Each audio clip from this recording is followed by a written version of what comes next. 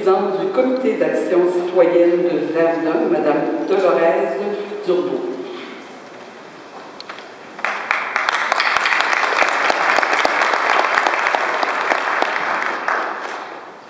Bonjour, merci de m'avoir choisi.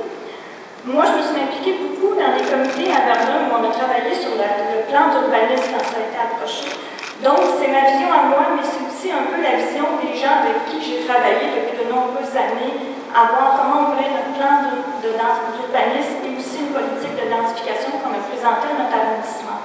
Donc, c'est un peu ce volet-là, l'aspect citoyen, je vais vous présenter. Donc,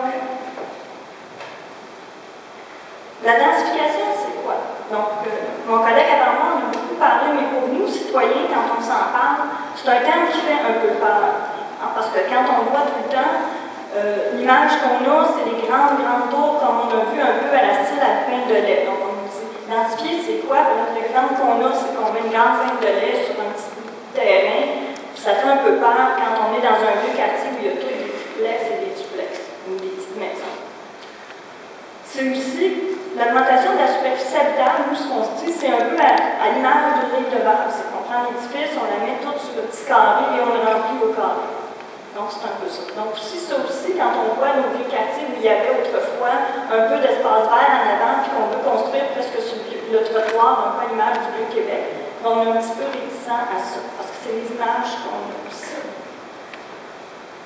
Donc, il y a aussi ce qu'on voit maintenant de plus en plus dans nos vieux quartiers, c'est la multiplication des espaces habitables. Ce que nous m'avons dit, c'est agrandir par en dedans. Donc, on prend un triplex, on le rénove, puis on en fait un siplex, donc on fait plus de logements, ou on fait un ajout sur le toit ici, hors toit. Quand on parle aussi de densification, on nous dit que c'est autour des tables, autour des stations de métro. Mais nos vieux quartiers, les gens qui les ont fondés dans les années 1900, avaient déjà l'esprit du tas, même s'ils ne connaissaient pas le mot, ils l'ont fait en fonction de ça. Parce qu'ils ont aménagé la ligne de tramway sur la ligne principale, qui est disparue par après, mais tout était à fonction de marche à l'époque. Donc, on a déjà ça, et après, quand le métro est apparu, la densité aussi s'est faite autour de ça.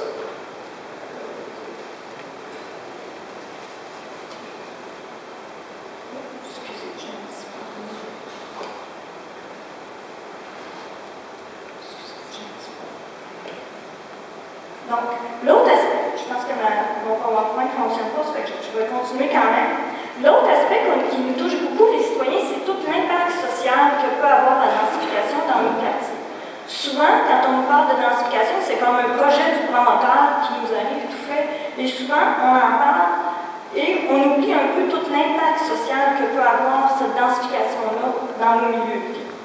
Nous, ce qu'on dit, c'est qu'entre autres, la densification a un des gros effets pervers, c'est l'augmentation de la valeur foncière des immeubles autour. C'est bon quand on est propriétaire, on aime bien ça, mais ça a un effet pervers parce que les taxes montent et on dit aussi que c'est une augmentation des hausses de loyer qui deviennent de plus en plus difficiles pour la majorité des gens qui sont là de les payer. Donc, et on ne parle pas seulement des gens à faible revenu, mais il y a aussi les gens qui travaillent à faible revenu, l'aide sociale, les gens avec pension aussi, ceux qui ont très peu de pension. Ce qui fait qu'en ce moment, il y a une pénurie de logements locatifs et de logements abordables dans nos territoires, et tout ce qu'on nous propose, c'est de la construction de condos. Donc, on dit qu'il faut faire attention, oui, densifions, mais pensons aussi à la population locale qui est obligée de partir.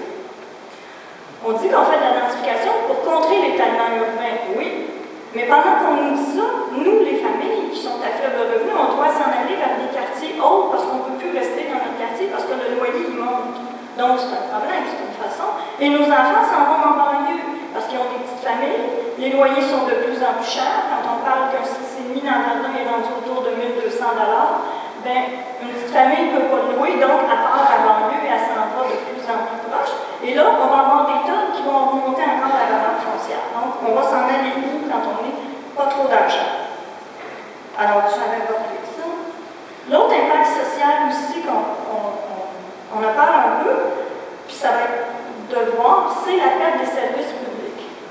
Donc, c'est-à-dire, par exemple, plus dans les écoles, plus le revenu médian va monter ou le revenu moyen, bien, les services vont disparaître tranquillement, mais la majorité des familles qui en ont besoin n'auront plus accès à ça aussi. On parle aux banques alimentaires, les petits déjeuners, les garderies aussi. On l'a vu dernièrement aussi. La revitalisation aussi d'un quartier de densification, ça amène la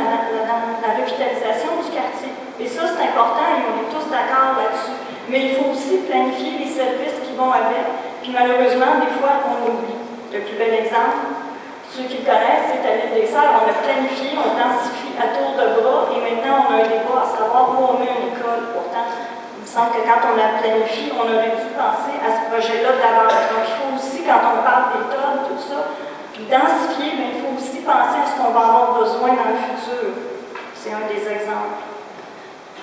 Il y a l'influence aussi sur les commerces de proximité.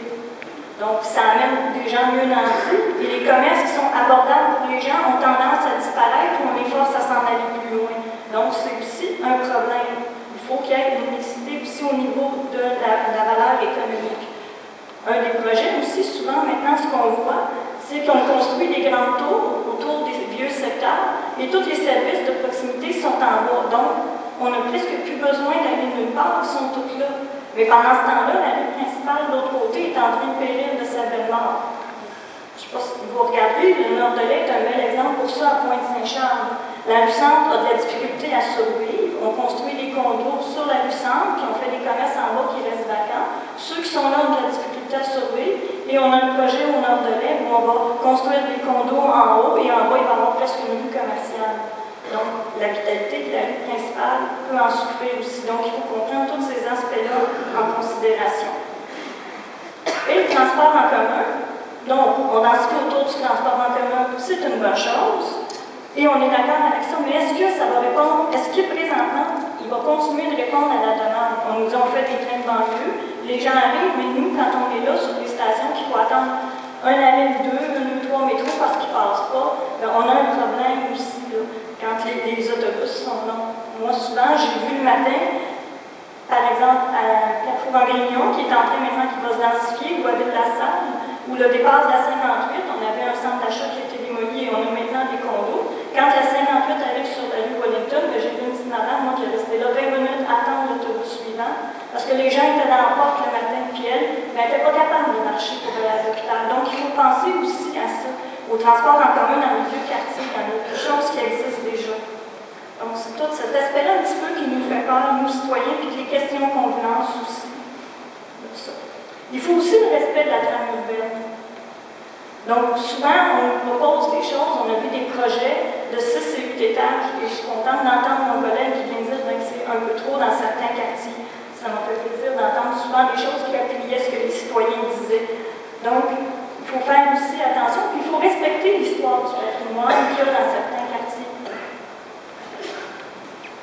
Et l'autre aspect, c'est tous les aspects environnementaux. Donc, entre autres, les îlots de chaleur. Donc, de construire très proche du trottoir, dans les petites rues étroites, ça va créer des îlots de chaleur. Et aussi, nous, ce qu'on avait comme impression aussi, c'est l'étouffement. Il y a des belles petites rues ici autour où, quand on se promène, les rues sont tellement étroites avec des gros édifices qu'on se sent qu'on étouffe, on vient de perdre notre ciel bleu, on vient de perdre notre environnement. Donc, il faut faire un peu attention aussi au respect. On parle beaucoup d'aménagement d'espaces verts publics, mais il faut aussi qu'il y en ait du privé. Dans le sens qu'autrefois, quand on construisait nos vieux quartiers, comme ma petite maison qui date de 1925, ben, j'ai un petit 2 pieds en avant d'espace vert. Ben, ça a été longtemps un espace de socialisation. Quand je m'assieds l'été, puis je me mets, je jase avec mes voisins qui parlent, puis tout ça. Donc, il faut qu'on construise aussi, puis qu'on commence à garder des petits espaces en avant de nos maisons, pas juste en arrière, qui soient privés, mais qui soient aussi accessibles en avant.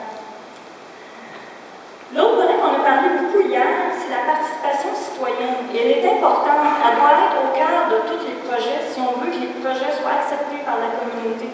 Et il faut qu'ils soient faits en amont. Trop souvent, par l'impression qu'on a maintenant, nous citoyens, c'est quand on assiste aux consultations, le premier lundi du mois, bien, le projet nous est présenté par un promoteur qui sait ce qui est bien. Et nous, tout ce qu'on nous dit, bien, qu'on n'aime pas trop la brique, qu'on peut avoir des petites roches blanches chez toi. Donc, il faut qu'on soit là au début du projet pour pouvoir mieux l'accepter. Donc, ça passerait plus facilement si on pouvait dire oui, non, nous expliquer les choses à l'avant. Ce qui est intéressant aussi, il faut quand même dire les bons coups de notre environnement, c'est l'accessibilité de l'information. Donc, il faut qu'elle soit dans les journaux et il faut aussi qu'on commence à demander à nos élus. Je sais que légalement, ce n'est pas toujours évident, mais qu'on puisse la faire de façon plus accessible. Quand il y a des projets qui s'en viennent, on a une belle carte grise dans le journal local avec une petite tache un peu plus foncée, puis c'est comme on est supposé être dans le secteur visé. La moitié des gens ne comprennent pas, donc il faudrait qu'on ait ça aussi. Nous, à l'arrondissement Verdun, on a un nouveau projet qu'on a vu et qu'on trouve très intéressant et qu'on partage, c'est que maintenant, il y a des pancartes sur les poteaux à côté des édifices où il va y avoir des transformations. C'est le fun parce que c'est dans ton quartier, la pancarte t'accroche, tu regardes un peu et tu poses des questions et ça te sensibilise au projet qui s'en vient. En conclusion, je vais la passer très vite. On doit tenir compte dans tous les nouveaux projets des considérations sociales. Les projets doivent répondre avant tout aux besoins de la population, c'est-à-dire qu'il nous faut maintenant, quand on densifie, aussi essayer d'avoir des logements locatifs abordables, un peu moins chers de ce qu'on retrouve maintenant, du logement social aussi. Et que ça ne doit pas se faire au détriment de la population locale et de la population défavorisée. Donc, tout en respectant évidemment la trame urbaine et l'environnement. Et mon mot de la fin, je le laisserai au PMAD. L'Agora, c'est pour aider au PMAD à en mettre en place. Et le PMAD disait, avait une petite phrase que je ne retrouve plus, qui nous disait que la revitalisation aussi passait par l'ajout de logements sociaux et de logements abordables dans les aires d'automne. Et ça, on ne l'a pas vu souvent dans les projets qu'on nous présente. Donc, je pense que c'est important qu'à l'avenir, on inclue ça aussi dans tous nos projets de développement. C'est un bon côté citoyen. Merci. Merci.